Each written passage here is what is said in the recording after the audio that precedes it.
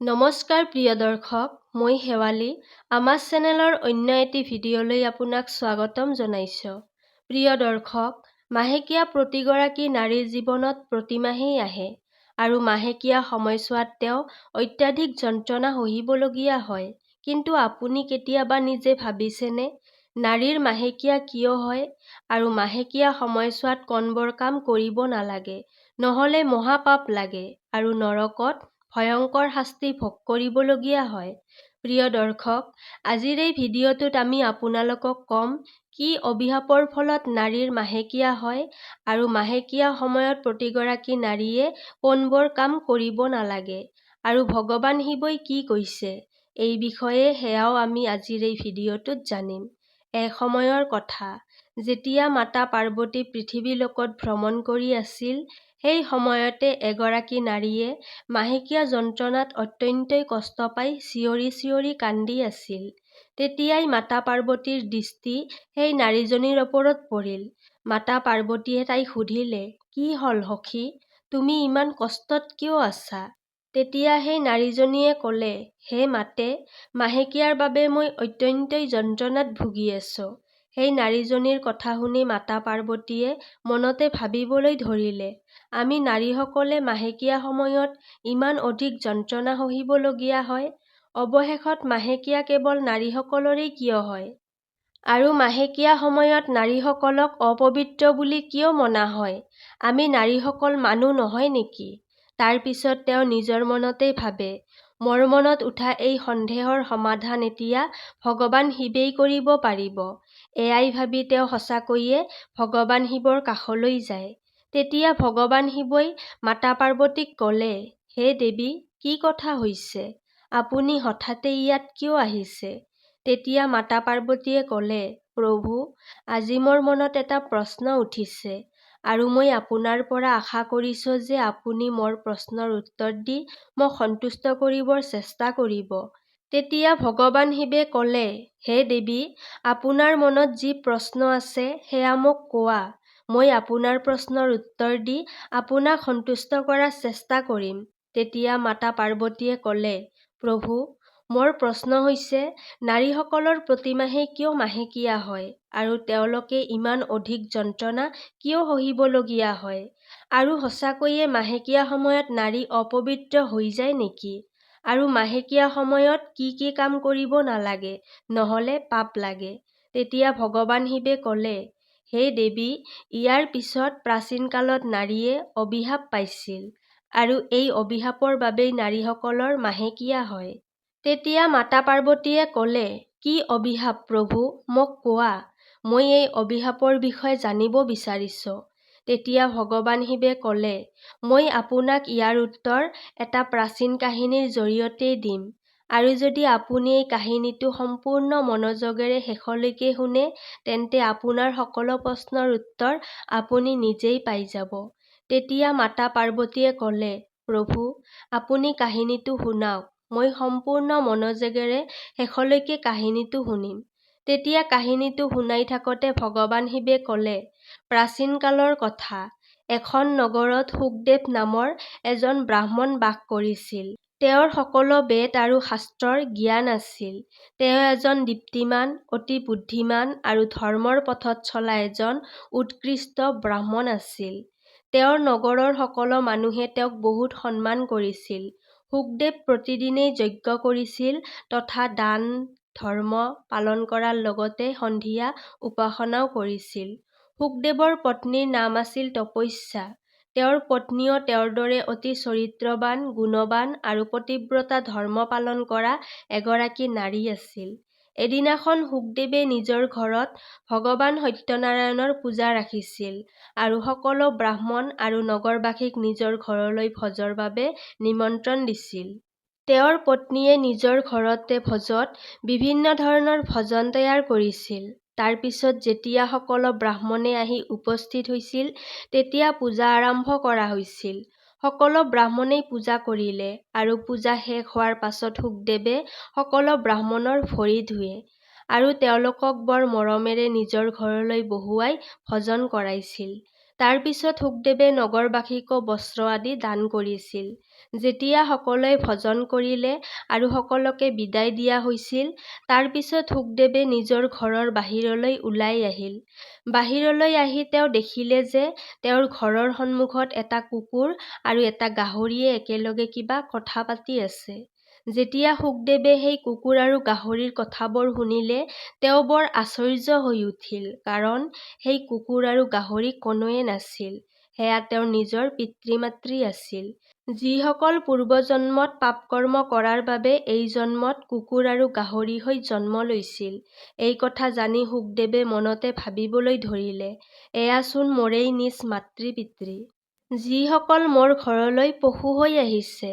কিন্তু মোৰ পিতৃ-মাতৃয়ে পূৰ্বজন্মত কোন পাপ কৰিছিল, যাৰ বাবে এই জন্মত তেওঁলোক কুকুৰ আৰু গাহৰিৰ ৰূপত জন্ম পালে? এতিয়া মই তেওঁলোকক উদ্ধাৰ কৰাৰ বাবে কি কৰোঁ?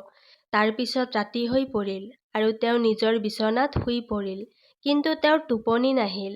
তেওঁৰ মনত মাথো সেই কথা ঘূৰাই আছিল, মই নিজৰ পিতৃ-মাতৃৰ মুক্তিৰ বাবে কি কৰোঁ? গোটেই ৰাতি তেওঁ এই কথাটোৰ বাবে চিন্তিত হৈ আছিল আৰু ৰাতিপুৱাৰ লগে লগে তেওঁ নিজৰ গুৰু মুনি বশিষ্ঠজীৰ আশ্ৰমলৈ গ'ল। তাত গৈ তেওঁ দেখিলে যে মুনি বশিষ্ঠজীয়ে নিজৰ কুটিত ধ্যানত মগ্ন হৈ আছিল। যেতিয়া মুনি বশিষ্ঠজীয়ে চকু মেলিলে, দেখিলে যে তেওঁৰ সন্মুখত শুকদেৱ থিয় হৈ আছে। তেওঁক দেখি মুনি বশিষ্ঠজীয়ে ক'লে, "কি কথা হৈছে শিষ্য? তুমি ইমান চিন্তিত কিয়?" তেতিয়া শুকদেৱে ক'লে, "গুৰুজী, যোৱাকালি মোৰ লগত যি ঘটনা ঘটিল, সেইটো লৈ মই বৰ চিন্তিত হৈছোঁ।" তেতিয়া মুনি বশিষ্ঠজীয়ে ক'লে, "কোনটো ঘটনা ঘটিল? মোক স্পষ্টভাৱে সকলো কথা কোৱা, তেতিয়া মই তোমাৰ সমস্যাৰ সমাধান কৰিম।" শুকদেৱে ক'লে, "গুৰুজী, যোৱাকালি মই মোৰ ঘৰতে ভগৱান সত্যনাৰায়ণৰ পূজা কৰিছিলোঁ আৰু সেই সময়ত বহু ব্ৰাহ্মণ আৰু নগৰবাসীক ভোজন কৰাইছিলোঁ আৰু সকলোকে বস্ত্ৰ আদি দান কৰিছিলোঁ। তাৰ পিছত যেতিয়া মই মোৰ ঘৰৰ বাহিৰলৈ ওলাই আহিলোঁ, মই দেখিলোঁ যে মোৰ ঘৰৰ সন্মুখত এটা কুকুৰ আৰু এটা গাহৰি থিয় হৈ একেলগে কথা পাতি আছে। সেই কুকুৰটোৱে গাহৰিটোক কৈছিল, 'আজি চোৱা কেনেকুৱা ঘটনা ঘটিল। আমাৰ পুত্ৰৰ ঘৰতে ব্ৰাহ্মণসকলৰ ভোজনৰ বাবে যি গাখীৰ ৰখা হৈছিল, এডাল সাপে সেই গাখীৰৰ বৰ্তনত নিজৰ বিষ উলিয়াই দিলে। সেইটো দেখি মোৰ বৰ চিন্তা লাগিল, কাৰণ সেই গাখীৰেৰে ভোজন তৈয়াৰ কৰিব। যদি মোৰ পুত্ৰৰ ঘৰতে সেই বিষ মিশ্ৰিত গাখীৰৰ পৰা কিবা ভোজন বনোৱা হ'লহেঁতেন আৰু সকলো মানুহে সেই গাখীৰেৰে বনোৱা ভোজন খালেহেঁতেন, তেন্তে সকলোৰে মৃত্যু হ'লহেঁতেন। সেইকাৰণে মই সেই পাত্ৰৰ সকলো গাখীৰ খাই পেলালোঁ।' তেতিয়া মোৰ পুত্ৰৰ পত্নীয়ে দেখিলে আৰু তেওঁ মোক লাঠিৰে বৰকৈ মাৰিলে, যাৰ বাবে মোৰ শৰীৰত বহুত ক্ষত দেখা দিলে। এতিয়া মই ভালকৈ খোজো কাঢ়িব পৰা নাই আৰু মই এই যন্ত্ৰণা সহ্য কৰিব পৰা নাই।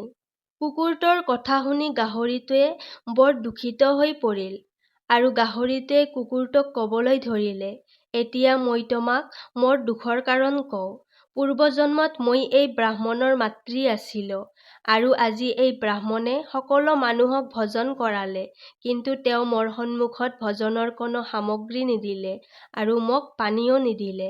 কথাটো আগবঢ়াই শুকদেৱে ক'লে, "গুৰুজী, কুকুৰ আৰু গাহৰিটোৰ কথাবোৰ শুনি মই যোৱাকালিৰে পৰা বৰ চিন্তিত হৈছোঁ। মোৰ পিতৃ-মাতৃয়ে পূৰ্বজন্মত কোন ধৰণৰ পাপ কৰিছিল, যাৰ বাবে এই জন্মত তেওঁলোকে কুকুৰ আৰু গাহৰিৰ ৰূপত জন্ম পালে? সেয়েহে মই আপোনাৰ ওচৰলৈ আহিছোঁ। মোৰ পিতৃ-মাতৃয়ে পূৰ্বজন্মত এনে কোনটো পাপ কৰিছিল, যাৰ ফলত এই জন্মত তেওঁলোকে কুকুৰ আৰু গাহৰি হিচাপে জন্ম ল'ব লগা হ'ল? অনুগ্ৰহ কৰি আপুনি আপোনাৰ দিব্য শক্তিৰে অনুসন্ধান কৰি মোক ক'ব নেকি? কোনটো কাৰণৰ বাবে মোৰ পিতৃ-মাতৃয়ে এনে দুৰ্দশাৰ সন্মুখীন হ'ব লগা হ'ল আৰু তেওঁলোকৰ মুক্তিৰ বাবে মই কোনবোৰ কৰ্ম কৰিব লাগিব?" তেতিয়া মুনি বশিষ্ঠজীয়ে ধ্যানত লীন হৈ তেওঁলোকৰ পিতৃ-মাতৃয়ে পূৰ্বজন্মত কৰা সকলো কৰ্ম দেখিলে। তাৰ পিছত তেওঁ শুকদেৱক ক'বলৈ ধৰিলে, "হে ব্ৰাহ্মণ শুকদেৱ, তোমাৰ পিতৃ-মাতৃয়ে পূৰ্বজন্মত ঘোৰ পাপ কৰিছিল। সেই পাপকৰ্মৰ ফলস্বৰূপে তেওঁলোকৰ এইদৰে দুৰ্দশা হ'ল।" তেতিয়া শুকদেৱে ক'লে, "গুৰুদেৱ, কোনবোৰ পাপৰ কাৰণে মোৰ পিতৃ-মাতৃয়ে এই দুৰ্দশা ভোগ কৰিব লগা হ'ল? অনুগ্ৰহ কৰি মোক এই বিষয়ে বিস্তাৰিতভাৱে কওক। তেতিয়া মুনি বশিষ্ঠজীয়ে ক'লে, ব্ৰাহ্মণ শুকদেৱ, এই কুকুৰটো যিটো তোমাৰ পিতৃ, সেয়া পূৰ্বজন্মত বসন্ত নগৰৰ এজন প্ৰতিষ্ঠিত ব্ৰাহ্মণ আছিল। এদিন তেওঁ একাদশীৰ ব্ৰত ৰাখিছিল, কিন্তু সেইদিনা তেওঁ ব্ৰতৰ নিয়ম সঠিকভাৱে পালন কৰিব নোৱাৰিলে। তাৰ উপৰিও একাদশীৰ ব্ৰতৰ দিনা তোমাৰ পিতৃয়ে দান ধৰ্মও নকৰিলে। তেওঁলোকৰ দুৱাৰত অহা ভিক্ষাৰীক ভজন নকৰাকৈয়ে দুৱাৰৰ পৰা খেদি পঠিয়াইছিল। ইয়াৰ ফলত সেই ভিক্ষাৰীয়ে তেওঁক অভিশাপ দিছিল, যিদৰে মই আজি ভোকত আছো, ঠিক সেইদৰে এদিন তুমিও ভোকত ছটফটাব লাগিব। আৰু তোমাৰ পিতৃয়ে পূৰ্বজন্মত মাসিক ধৰ্ম চলি থকা অৱস্থাতেই তোমাৰ মাতৃৰ সৈতে সম্পৰ্ক স্থাপন কৰিছিল। এই সকলো পাপৰ ফলস্বৰূপে এই জন্মত তোমাৰ পিতৃ কুকুৰ হিচাপে জন্ম ল'ব লগা হ'ল। আৰু এই সকলো পাপৰ শাস্তি এতিয়া তেওঁলোকে ভোগ কৰি আছে। হে ব্ৰাহ্মণ শুকদেৱ, এতিয়া তোমাৰ মাতৃৰ বিষয়ে শুনা। তোমাৰ মাতৃয়ে পূৰ্বজন্মত মাসিক ধৰ্ম চলি থকা অৱস্থাত গা নোধোৱাকৈয়ে ভজন প্ৰস্তুত কৰিছিল আৰু ৰজস্বলা অৱস্থাতেই ভগৱানৰ পূজা উপাসনা কৰিছিল আৰু তুলসী গছত জল অৰ্পণ কৰিছিল। এই কাৰণেই তেওঁ মহাপাপৰ ভাগীদাৰ হৈছিল। সেই পাপসমূহৰ ফলস্বৰূপে এই জন্মত তেওঁ গাহৰিৰ জন্ম লাভ কৰিছে, কিয়নো মাসিক ধৰ্ম চলি থকা সময়ত নাৰী ৩ৰ পৰা ৫ দিনলৈ অপবিত্ৰ বুলি ধৰা হয়। সেয়েহে এই সময়ছোৱাত নাৰীয়ে পূজা-পাঠ বা সৎসংগ কৰা উচিত নহয়। প্ৰত্যেক নাৰীয়ে এই ৩ৰ পৰা ৫ দিনৰ ভিতৰত নিজৰ চুলি ধুব নালাগে। ইয়াৰ ফলত তেওঁৰ স্বামীৰ আয়ুস হ্ৰাস পায় বুলি ধৰা হয়। মাসিক ধৰ্মৰ সময়ত গছ-গছনি স্পৰ্শ কৰা উচিত নহয়। আৰু আটাইতকৈ গুৰুত্বপূৰ্ণ কথাটো হ'ল, মাসিক ধৰ্ম চলি থকা অৱস্থাত কোনো নাৰীয়ে নিজৰ স্বামীৰ সৈতে সম্বন্ধ স্থাপন কৰা উচিত নহয়, কিয়নো এনে কৰিলে মহাপাপ লাগে বুলি কোৱা হয়। মাসিক ধৰ্মৰ সময়ত নাৰী ৩ৰ পৰা ৫ দিনলৈ অপবিত্ৰ হৈ থাকে আৰু ষষ্ঠ দিনা স্নান কৰি পুনৰ পবিত্ৰ হয়। সেইদিনা স্নান কৰাৰ পিছত নাৰীয়ে প্ৰথমে নিজৰ স্বামীৰ মুখ চাব লাগে আৰু অন্য কোনো পুৰুষৰ মুখ চাব নালাগে।